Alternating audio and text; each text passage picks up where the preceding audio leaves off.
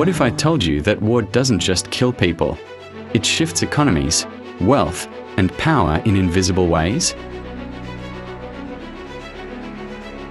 The conflict between the US-Israel alliance and Iran isn't just headlines and missiles. It's reshaping markets, currencies, industries, and everyday prices. Today, we are not talking about politics.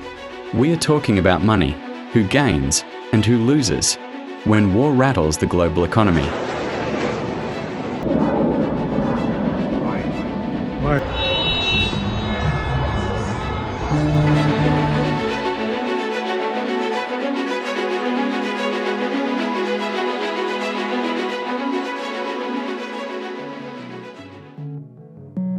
The first and biggest economic impact of this conflict shows up in one place: oil.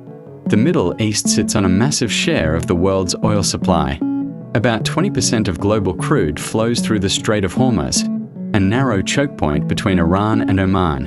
When conflict rises, traders panic, prices jump, market uncertainty spikes, and suddenly, oil isn't just a commodity. It becomes a global economic threat.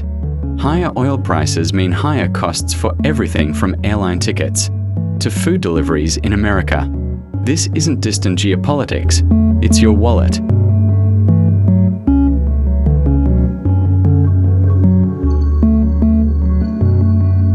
So let's break it down. Oil and gas producers. When prices rise, companies like ExxonMobil, Chevron, and energy firms see profit surge. Their stock prices often follow oil upward. That means gains for energy investors, not consumers. Exporting countries. Countries whose economies depend on oil exports, like Saudi Arabia, UAE, and Russia, may collect more revenue when prices increase. This can strengthen their government budgets and foreign reserves. Safe haven assets. Gold, treasury bonds, dollars. In times of uncertainty, investors flood into assets considered safe.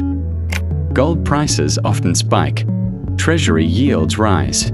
The US dollar gains strength. Fast money doesn't disappear, it just moves.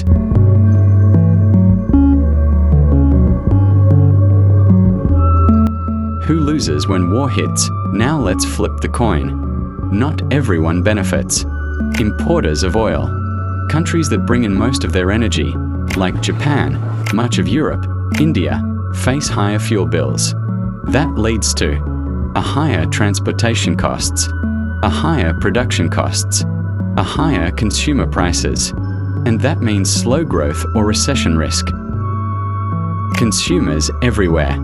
Gas prices climb. Utility bills rise. Cost of goods go up.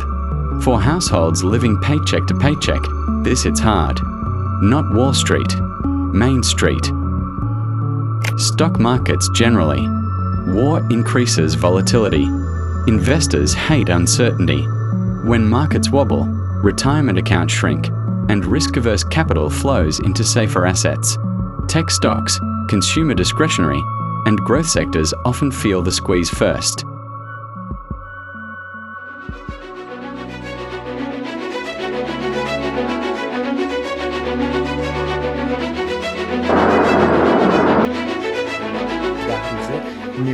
Now here's where economic impact gets structural. Higher oil prices tend to push inflation up, and when inflation rises, central banks face a dilemma. Do they keep interest rates low to support growth, or do they raise rates to contain inflation? Because this conflict increases energy cost pressure, the Federal Reserve and other central banks are less likely to cut rates quickly. That means borrowing stays expensive. Mortgages cost more. Loans cost more. Business investments slow down. And that dampens economic growth. War doesn't just shock markets for a week. It reshapes monetary policy.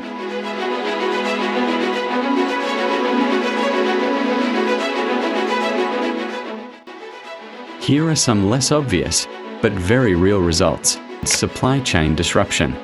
When shipping routes are threatened, insurance costs rise. Goods cost more to transport. That adds to inflation in everyday items. defense spending. Governments increase defense budgets. That's money diverted from infrastructure, healthcare, and education. Risk premiums. Investors demand higher returns for riskier environments. That increases the cost of capital for companies.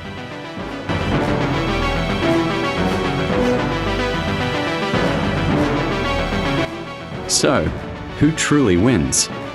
Yes, energy producers, exporters, safe haven assets. But at what cost?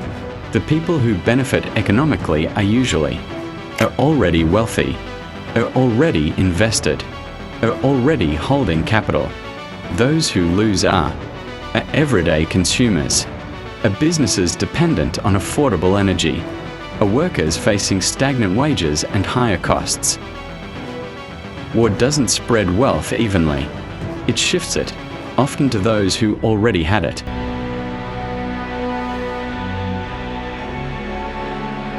So next time you see headlines about bombings or sanctions, remember, economic winners and losers aren't just in the Middle East. They're in your grocery bill, your rent, your commute, your savings. War reshapes economies, but its real cost is paid by the many, not the few. Right.